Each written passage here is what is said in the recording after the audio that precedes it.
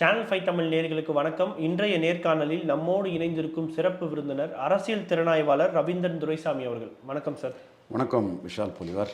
Sir, இப்போ நம்ம தேர்தல் பிரச்சாரங்களை நம்ம பார்க்கும்பொழுது பிரதமர் நரேந்திர மோடி அவர்கள் எதிர்க்கட்சியை நோக்கி ஒரு குற்றச்சாட்டு வைக்கிறாரு. சமூகத்தை பிளவுபடுத்தி இந்தியா கூட்டணி ஆதாயம் தேட பார்க்குதுன்னு. பிரதமருடைய இந்த குற்றச்சாட்டுடைய பின்னணி என்னவா இருக்கும் சார்? பிரதமரோட இந்த குற்றச்சாட்டின் பின்னணி 2014 மோடி பிரைம் மினிஸ்டர் கேண்டிடேட்டாட்டு வரும்போது அவங்க வந்து மோடியை நீச் ஆத்மின்னு சொன்னாங்க. மணிசங்கர் ஐயரும் சொன்னாப்புல பிரியங்கா காந்தியும் சொன்னாங்க. மோடி ஒரு ஓபிசி சமூகத்தை சேர்ந்தவர். தெளின்னு சொல்லக்கூடிய ஆயில் ப்ரொசஸிங் கம்யூனிட்டி.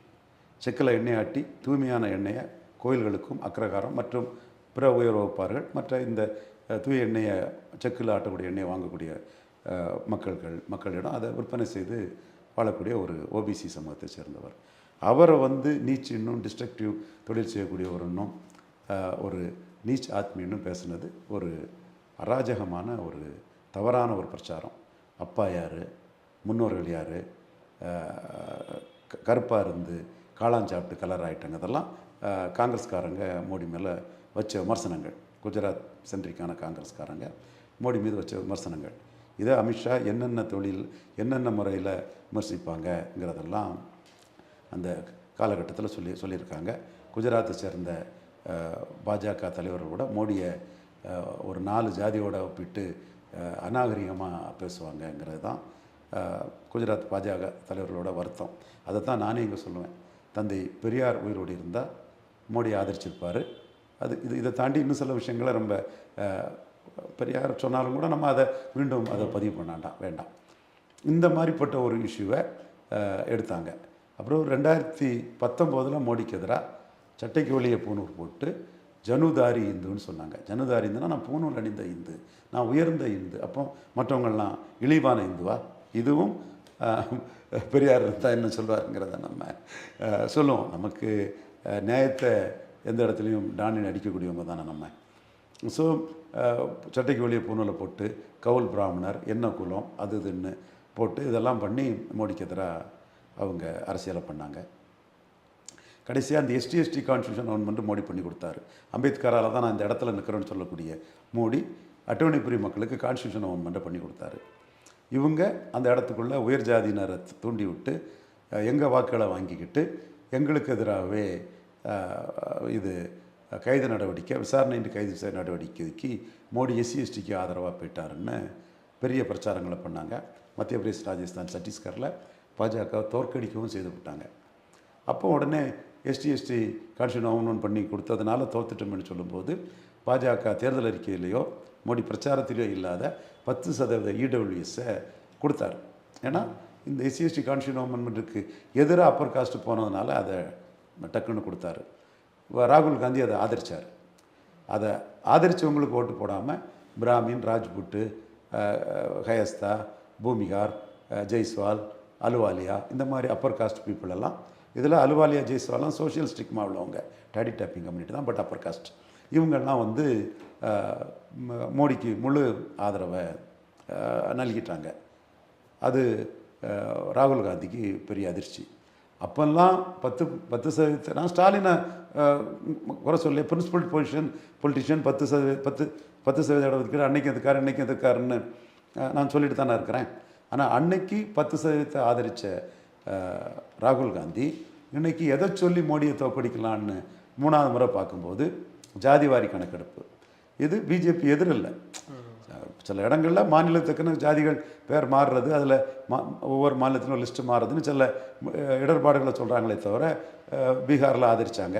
எனிவே இதை கடுமையாக பாஜகவுக்கு எதிராக மோடிக்கு எதிராக ராகுல் முன்னெடுக்கிறாரு. அடுத்து 50% இடஒதுக்கீடு 50% மேலே இடஒதுக்கீடு போகணுன்னு. இப்போவே 59%, இந்த 10% ஈடுவெளிஸுக்கு பிறகு இருக்குது. ஆனால் 50க்கு மேலே போகணும். ஏதோ மோடி தான் அதை தடுக்கிறாருங்கிற மாதிரி ஒரு இதை பண்ணுறாரு. அடுத்தால தனியார் துறையில் இடஒதுக்கீடு. இந்த 3 இஷ்யூவையும் மோடிக்கு எதிராக எடுக்கிறாரு. தப்பு இல்லை, ஒவ்வொருத்தரும் ஒவ்வொரு இஷ்யூவை எடுக்கலாம். இந்த இஷ்யூ வந்து அகிலேஷ் யாதவுக்கு இஷ்யூ தான், தேஜஸ்வி யாதவுக்கு இஷ்யூ தான். அவங்களும் லாலு முலையாமாவோட வளர்ந்துக்கிட்டு தான் இருக்கிறாங்க. ஆனால் இவர் வந்து பிளண்டாக தீக்காக்காரங்க இஷ்யூ மாதிரியே அதை எடுத்து பேசுகிறாரு. ஓகே, அது அவர் உரிமை. நம்ம அதை நமக்கும் அதில் பல இது வந்து உடன்பாடாக இருக்குன்னு சொல்லும்போது, ஒரு இஷ்யூவை பண்ணும்போது இந்த பகுதி மக்களுக்கு ஒரு முன்னேற்றம், ஒரு முக்கியத்துவம் வரும். ஏன் இந்த இஷ்யூலாம் எடுக்கிறாரு? ஓபிசின்னு மோடிக்கு வந்து பெரிய அளவுக்கு அப்பர் காஸ்ட் இந்துக்களோட ஓபிசி இந்துக்களும் சேர்ந்து வாக்களிக்கும் போது, அப்பர் காஸ்ட் இந்து ப்ளஸ் ஓபிசி இந்துங்கும் போது மோடியை அடிச்சிட முடியாதுங்கிறதுக்காக அப்பர் காஸ்ட் இந்துவை மோடிக்கு ஓட்டு போட விடாமல் முதல்ல தடுத்துடலான்னு பார்த்தாங்க. தேசபக்தியும் சிவபக்தியும் உள்ள பிராமணர்கள் சோனியா காந்தியை 3வது முறை வெற்றி பெற விடாமல் தடுத்தது மோடி தான்னு மோடி பின்னாடி தெளிவாக இருக்காங்க. அது அசைக்க முடியாது. பூனூரில் சட்டைக்கு வெளியே போட்டாலும் 25% பிராமணர்கள் ஏற்றுக்க மாட்டாங்க, அவங்க மோடி பின்னாடி தான் நிற்பாங்கங்கிறதெல்லாம் உறுதியான பிறகு இந்த இஷ்யூவை எடுக்கிறாரு. எந்த இஷ்யூவையும் எந்த தலைவரும் எடுக்கலாம், ஒவ்வொருத்தரும் ஒவ்வொரு இஷ்யூ எடுக்கலாம், அது அவங்கவுங்க உரிமை. அதற்கு ஒரு இஷ்யூவில் மாறுபட்டு ஒரு கருத்துங்கிறதுக்காக எந்த தலைவரையும் நான் விமர்சிக்க மாட்டேன். சீமானோட அவ்வளோ இஷ்யூவும் எனக்கு மாறுபாடாட்டு இருக்கும், பெரும்பாலான இஷ்யூகள் அவ்வளோன்னு சொல்ல முடியாது. ஆனால் சீமானோட மெரிட்டை நான் சொல்ல தயங்கனவும் இல்லை. அதே மாதிரி தான் ராகுல் காந்திக்குள்ள மெரிட்டையும் நான் சொல்ல தயாராக இருக்கிறேன். அந்த குடும்பம் தான் காங்கிரஸை ஒன்றுபட்டு காப்பாற்றி வருது. எப்படி நீங்கள் மோடி வந்தால் எஸ்சி எஸ்டி ஓபிசி இடஒதுக்கீடை ரத்து பண்ணிடுவாருன்னு சொல்லலாம்? அது எவ்வளோ பொய்! எப்படி ரத்து பண்ண முடியும்? யார் ரத்து பண்ண முடியும்? அப்போ நீங்கள் டெஸ்பரேட்டாக மோடி மேலே இப்படி ஒரு அபாண்டமான ஒரு குற்றச்சாட்டை நீங்கள் வைக்கிறது எந்த வகையில் நியாயம்? அதனால தான் மோடி வந்து ஜாதி அடிப்படையில் நாட்டை பிளவுபடுத்த பார்க்குறாங்கங்கிறத சொல்கிறாங்க. இது விபி சிங் மேலே வந்த குற்றச்சாட்டு தான். இதே குற்றச்சாட்டு இந்திரா காந்தி அம்மையார் ஒரு காலகட்டத்தில் செய்தது தான். பிராமின், முஸ்லீம், எஸ்சின்னு நாட்டை 71 பிளவுபடுத்தினவங்க தான். நாட்டை பிளவுபடுத்தினா நாட்டில் இந்த 3 பிரிவினரையும் நேஷ்னல் கம்யூனிட்டி, இந்த 3 நேஷ்னல் கம்யூனிட்டியும் தனக்கு வாக்கு வங்கியாக மாற்றி அவங்க 40% காங்கிரஸை ஸ்பிளிட் ஆகி 43%க்கே போனாங்க. பெரியாரே சொல்லியிருப்பாப்பில், இந்திரா காந்தி ஜாதி வரியில் செயல்படுறாங்க, எல்லா ஸ்டேட்லேயும் மிஸ்ரா, சுக்லா, திவாரின்னு அவங்க ஜாதிக்காரங்களையே சிஎம்மாக வச்சுருக்காங்கன்னு பெரியாரே 1970 எழுதியிருக்கிறார். ஸோ அப்போ இத்தகைய ஒரு அரசியல் வந்து இந்திரா காந்தி முதல்ல செய்தாங்க.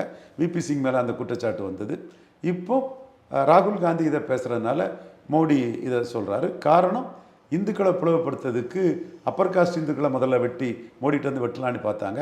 அது முடியாதுன்னு சொல்லும்போது ஓபிசி இந்துக்களை வெட்டக்கூடிய வேலையை பண்ணுறாங்க. ஆனால் உண்மையிலே மோடியின் வெற்றி தான் ஓபிசிக்கு இந்த முக்கியத்துவம் கிடச்சிருக்குங்கிறது தான் யதார்த்தமான உண்மை. அதைத்தான் நாம் முழு மனதோட நாம் பார்க்குறோம், அதை நாம் பறைசாற்றுகிறோம். ஆனால் சார், இப்போ காங்கிரஸுடைய பிரச்சாரங்கள் வந்து பெரிய அளவுக்கு வந்து ரீச் ஆயிருக்கா அப்படின்னு தோணுது இல்லை? ஏன்னா இப்போ பிரதமர் அவர்கள் வந்து சொல்லும்பொழுது வந்து அம்பேத்கர் இல்லைனா வந்து இந்த கான்ஸ்டியூஷன், இந்த எஸ்சி எஸ்டிகளுக்கு வந்து இடஒதுக்கீடு கிடைக்காது, ஏன்னா நேரு, இந்திரா காந்தி, ராஜீவ் காந்தி வந்து இதை செயல்படுத்தலை அப்படின்னு சொன்னார்.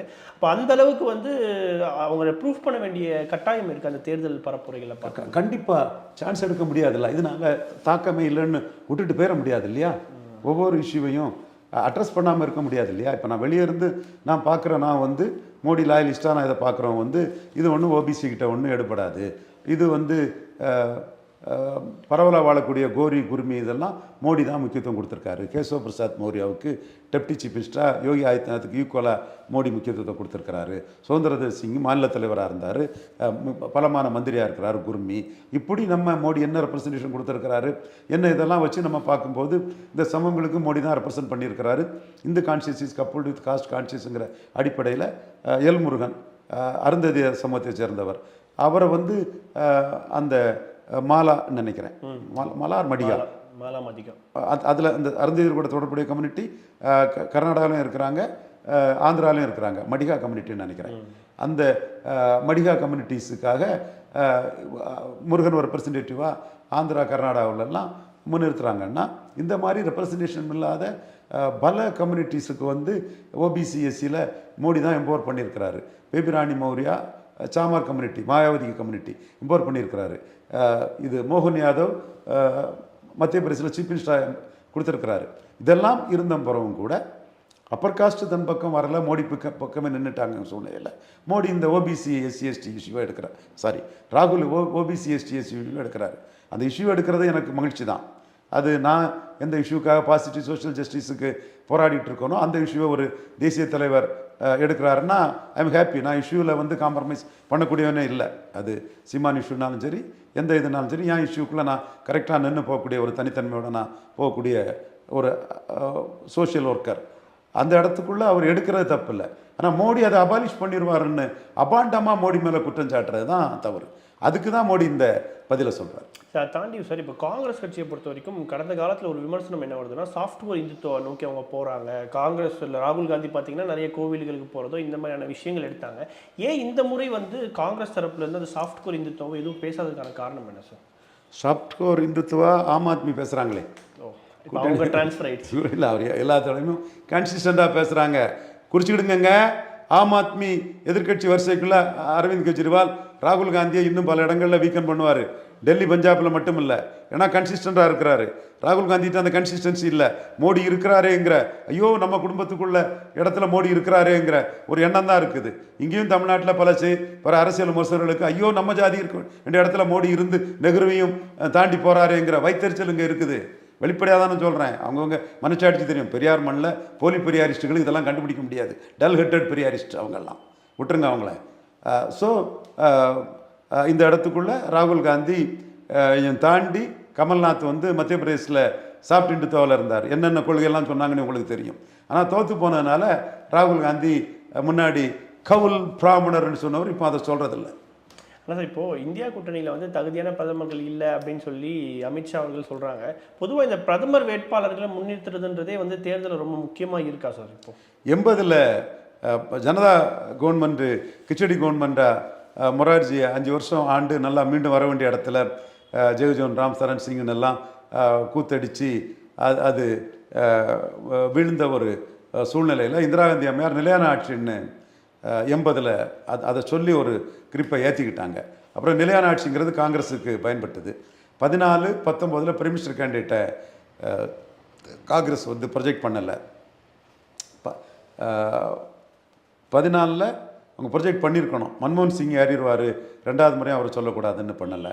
19ல் ராகுலே ப்ரொஜெக்ட் ஆகிருக்கணும், இல்லை 24வது ராகுல் ப்ரொஜெக்ட் ஆகிருக்கணும். ராகுல் ப்ரொஜெக்ட் ஆனால் அகிலேஷும் தேஜஸ்வியும் சம்மதிக்க மாட்டாங்க.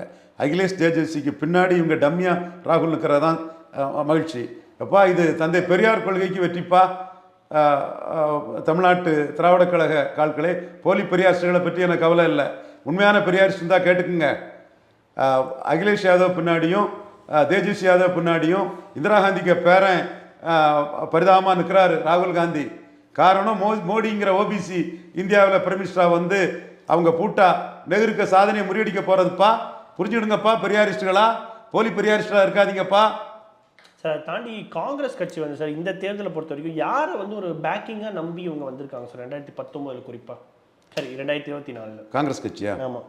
பிளண்டாக என்ன இஷ்யூ கிடைக்குதோ அவ்வளோத்துலேயும் மோடி எதிர்த்து பேசிடணும். மோடி SC/ST OBC இடஒதுக்கீடை தூக்கி வீசிடுவார். ராஜ்புட்ஸுக்கெல்லாம் கோபம், ஜாட்டுகளெல்லாம் கோபம், ஒன்றுக்கு ஒன்று முரண்பாடாட்டு என்ன அதை பற்றியெல்லாம் கவலைப்படாமல் மோடிக்கு எதிராக என்னென்னலாம் இருக்கோ அவ்வளோத்தையும் தூக்கி வீசிடணும். இதுதான். ஆனால் சமூகங்கள் அடிப்படையில் சொல்கிறேன் சார். சமூகங்கள் அடிப்படையில் எந்த பேக்கிங்கை பேஸ் பண்ணி அவங்க காங்கிரஸ் சந்திக்கிறாங்க? சமூகங்கள் அடிப்படையில் காங்கிரஸுக்குன்னு பேக்கிங் இல்லை.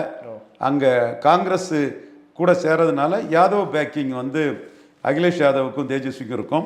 முஸ்லீம்ஸும் அவங்க கூட தான் இருக்கிறாங்க. ப்ளஸ் காங்கிரஸும் சேரும்போது அந்த முஸ்லீம் பேக்கிங் வந்து முழுமையாக போகிறதுக்கான வாய்ப்புகள் இருக்குது. பாஜகவும் அந்த இடத்துக்குள்ளே கொஞ்சம் கன்ஃபியூஸ் ஆகிட்டாங்க.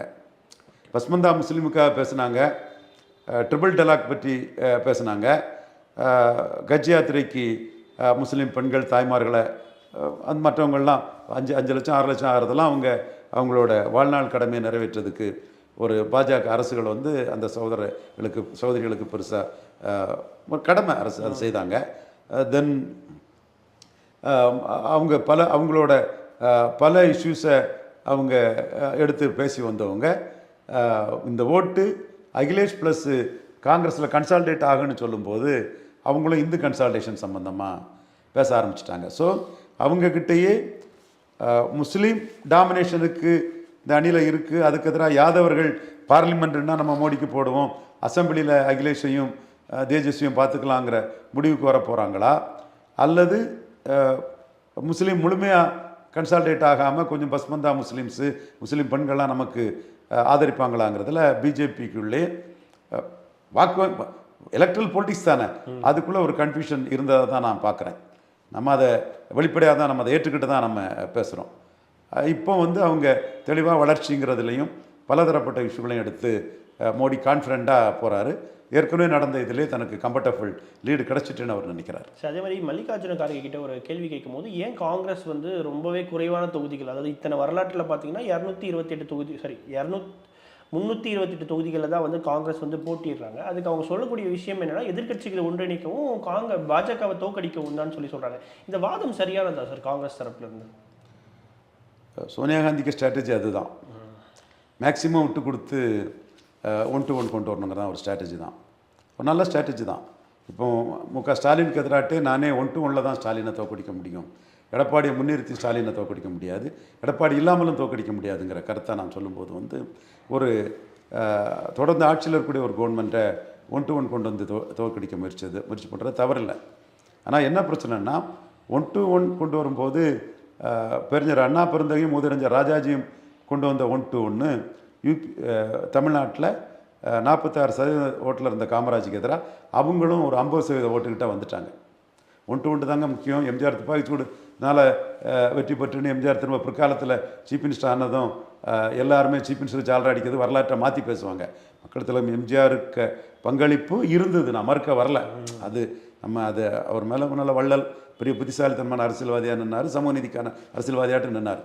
பட் 1-to-1 தான் அந்த இடத்துக்குள்ள மெயின். இது ராஜாஜி ஆயத்தனார் எல்லாத்தையுமே கொண்டு வந்தார், 1-to-1 இது பண்ணார். அதே மாதிரி 1-to-1ங்கிற ஸ்ட்ராட்டஜி தப்பான ஸ்ட்ராட்டஜி இல்லை. ஆனால் மோடிக்கு வந்து யூபியில் மோடி தலைமைக்கு 54% பலம் இருக்குது பார்லிமெண்ட்டுன்னா. பீகாரில் 54க்கு மேலே இருக்குது. ஹரியானா, இமாச்சல், உத்தரகண்ட் எல்லாமே 50%க்கு மேலே இருக்குது. ஸோ 1-to-1 நீங்கள் கொண்டு வந்திருக்கீங்க. இந்த 1-to-1 மக்களவை தேர்தலை பொறுத்தவரை அது பொருந்தா கூட்டணியாக தான் இருக்கும். அது வெளியில் தமிழ்நாட்டில் திமுக, காங்கிரஸ், அந்த இந்தியா பிளாக்கோட இது ஒரு கெமிஸ்ட்ரியை நிரூபித்தது.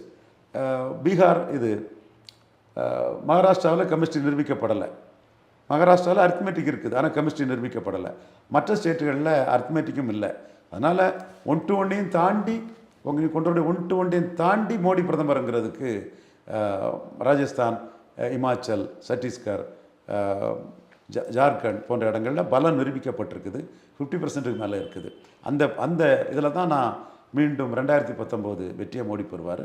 மகாராஷ்டிரா மட்டும்தான் நான் அரித்மெட்டிக்கில் வந்து என்டிஏ கொஞ்சம் வீக்காக இருக்க தான் நான் உணர்றேன். அதான் சார், இப்போது காங்கிரஸ் கட்சி வந்து ஒரு காலத்தில் பிக் பிரதர் மென்டாலிட்டியோடு இருக்கிறாங்கன்னு சொன்னாங்க. ஸோ இப்போ சூழ்நிலைக்காரமாக அவங்களும் வந்து அதுலேருந்து இறங்கி வந்துட்டாங்க, நம்ம எடுத்துக்கலாமா? கண்டிப்பாக இறங்கி வந்துட்டாங்க, அதில் எந்த மாற்றமும் இல்லை. ராகுல் காந்தி தானே ஸ்டாலின்கிட்ட பேசி 10க்கு சம்மதிங்க, நாங்களும் ஸ்டேட்டஸ் கோவுக்கு அசெம்பிளியும் சம்மதிக்கணும்னு சொன்னாங்க. ஐயா எடப்பாடி ப்ளஸ் அவருக்கு பிராண்டிங் மாஸ்டர் ப்ளஸ் அவருக்கு யூடியூபர்ஸ் எல்லாரும் புரிஞ்சுடுங்க, ராகுல் காந்தியே 26க்கும் ஸ்டேட்டஸ் கோவை கமிட் பண்ணியிருக்காருங்கிறது தான் எங்களோட தகவல். அது மட்டும் இல்லை, 2014 உங்கள் ஜெயலலிதா அம்மையார் ஆட்சி காலத்தில் தரம் குறைஞ்ச நிலக்கரி வாங்கின ஊழலை பற்றி இன்றைக்கி ராகுல் காந்தி பேசியிருக்கிறாரு. ஸோ சும்மா எட்டாக்கனிக்கு கொட்டாய் விடாதீங்க காங்கிரஸ் கூட்டணின்னு. ஓகே சார், இறுதியாக ஒரு கேள்வி சார். இந்த இந்தியா கூட்டணியில் வந்து சரியாக இந்த சீட்டு வந்து அட்ஜஸ்ட் ஆகாத ஒரு மாநிலம்னா மேற்கு வங்கத்தை சொல்லலாம். மம்தா பானர்ஜி அவர்கள் மேலே இன்னமும் வந்து இந்தியா கூட்டணி நம்பிக்கையில் இருக்காங்க. ஏன்னா நிறைய விமர்சனங்கள் வந்து இடதுசாரி தரப்புலேருந்து காங்கிரஸ் தரப்புலேருந்து வைக்கிறாங்க. மம்தா பானர்ஜி ஒரு லாயலான ஒரு கூட்டணியாக இருக்குமா சார் இந்தியா கூட்டணி? ஜெயலலிதா 2014 தனித்து போட்டிட்ட எந்த கனவில் போட்டிட்டாங்களோ அதே கனவில் தான் மம்தா பானர்ஜி போட்டிடுறாங்க. அங்கே பிஜேபி நல்லா வந்துட்டு இருக்குது. பட் அவங்க ஸ்கீம் ஆஃப் திங்கிங்கில் ஒரு 35 எம்பி சீட்டு பெற்றுட்டா யாருக்கு மெஜாரிட்டி வராத ஒரு சூழ்நிலை வந்துன்னா காங்கிரஸ் சப்போர்ட்டில் பிரிமிஸ்ட் ஆகலாம், அல்லது பாஜக சப்போர்ட்டில் பிரிமிஸ்ட் ஆகலாம். மாயாவதி, தேவகவுடா, மாயாவதி, குமாரசாமி கவுடா அரசியலை டெல்லியில் ரிப்பீட் பண்ணலாங்கிற கனவில் தான் அவங்க பண்ணுறாங்க. எல்லாருக்கும் அந்த கனவு இருக்கும், அது எல்லாருக்குமான நாடு. மோடிக்கு வேக்கன்சி இல்லை, மோடி தான் பிரதமராக வருவார் என்றாலும் வேக்கன்சி வருங்கிற இதில் எல்லாருக்குமே அந்த கனவு இருக்க தான் செய்யுது. அந்த கனவு மகாராஷ்டிராவிலே கை கொடுக்கலங்க போது தான் சரத்பவார் பாதி இடங்களாவது பெறுவோன்னு தகர்ந்து போய் பேசுகிறாரு. மம்தா பானர்ஜிக்கு அந்த கனவு இருக்குது. அதையும் தாண்டி அவங்களுக்கு முக்கியம் வெஸ்ட் பெங்காலில் இழந்துடக்கூடாதுங்கிறது அவங்களுக்கு முக்கியம். நிச்சயமாக சார், தொடர்ந்து பேசுவோம். சேனல் 5 தமிழ் நேயர்களுக்காக பல்வேறு கேள்விகளுக்கு பதில் தந்தமைக்கு நன்றி சார். நன்றி.